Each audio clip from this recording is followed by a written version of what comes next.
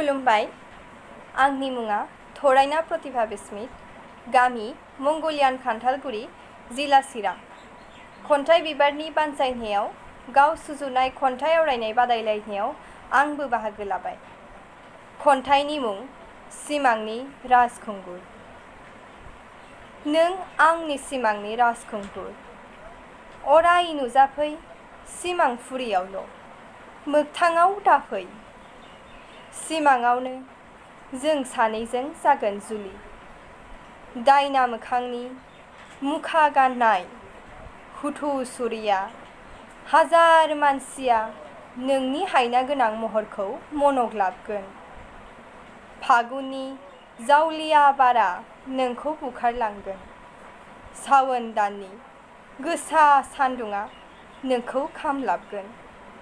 नाङा नाङा नों नुजानो मोगथां फुरियाव, आंनि सिमांनि राजखुंगुर।